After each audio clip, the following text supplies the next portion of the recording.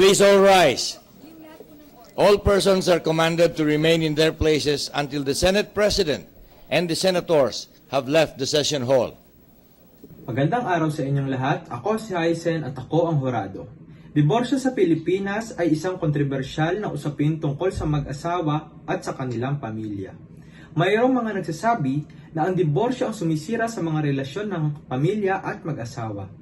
At samantala naman ang iba naman ay napapaisip kung mayroon pa bang sapat na rason upang sagipin ang sira ng pagsasama.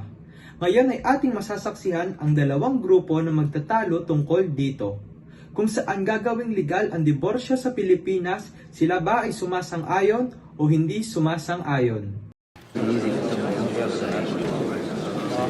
Order in the court. Tayo magsisimula na.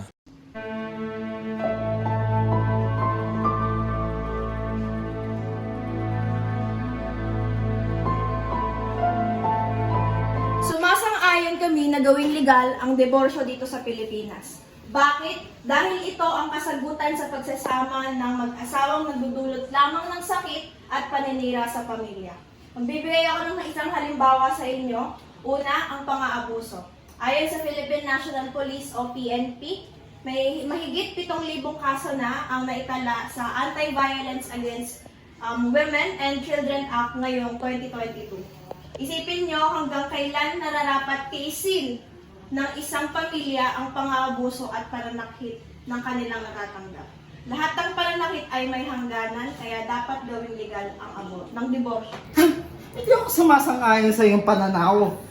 Ang aralit ay umiiral na bilang legal option sa hiwalayan ng mag-asawa. Sa Pilipinas ang pagkakaroon ng diborsyo sa iyong perspektibo ay maaaring magdulot ng pang-aabuso sa sistema. Lalo na kung ito ay gagamitin ng ilang bilang paraan ng pagtakas mula sa responsibilidad sa pamilya, no? Inuukit mo rin ang kahalagahan ng maayos na usapan at pagtutulungan bilang paraan sa paglutas sa mga isyong pag-mag-asawa. At ina-highlight mo dapat ang pangkaraniwang hindi pagkakaintindihan na maaaring marisolba sa pamamagitan ng mga komunikasyon, syempre.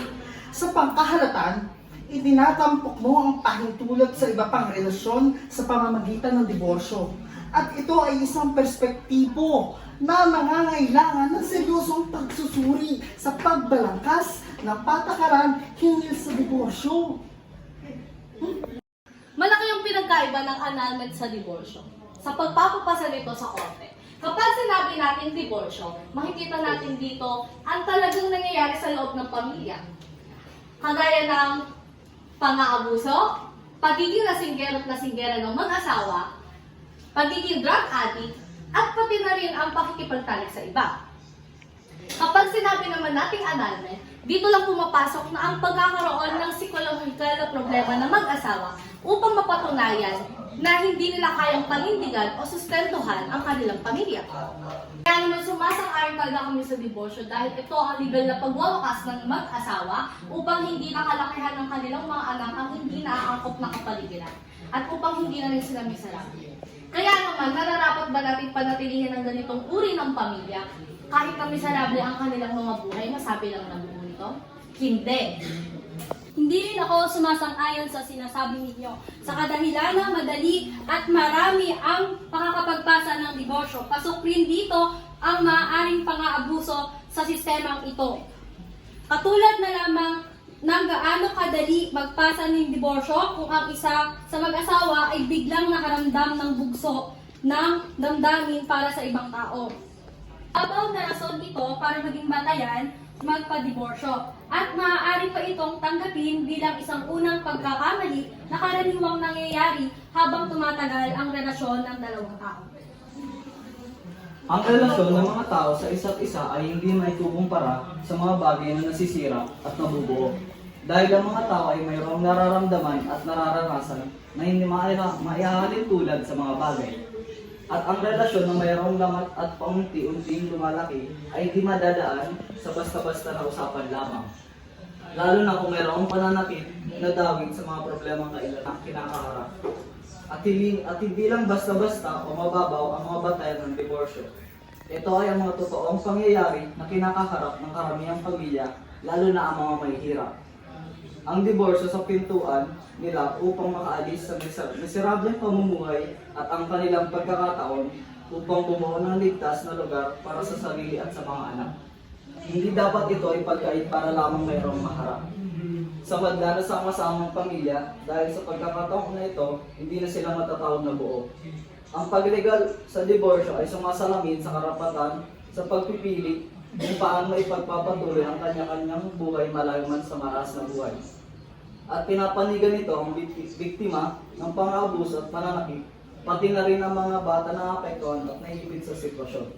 Hindi nakapokus ang diborsyo sa relasyong pang-mag-asawa lamang, dahil ito ay nakapokus sa estado ng buong pamilya at labas ang mata at taong hindi naman kabilang. Hindi kailangan ng diborsyo sa Pilipinas at hindi ito isang solusyon dahil bilang Pilipino, pinapahalaga natin ang ating mga paniniwala na dapat tayo ay family-oriented na mayroong paninindigan sa ating desisyon at sinumpaan noong kinasal. Para na rin ito sa kapakanan ng kanilang mga anak na walang kalalakihan na buong pamilya at maaari itong lumaki sa inggit base sa kanyang mga nakikita. At ang pagligal sa diborsyo ay ang pagkait itong buong pamilya na marami nang nalampasan ng problema at nagkakaroon ng pagkakataon na sumaya ng sama-sama. Bilang Pilipino, tayo ay lagi umaasa na mayroong pagbabago at kung mananatili pag-uusapan ay mayroong masasaksihan na pagbabago na inaasam-asam. Ang pagligal ng diborsyo ay pagsuko sa sarili at sa pamilya. Kaya kahit na maaari pa namang ayusin, ito ay kailangan lang natin upang na maayos ang sistema at ang hope na patnubay para mapanatag ang isang relasyon.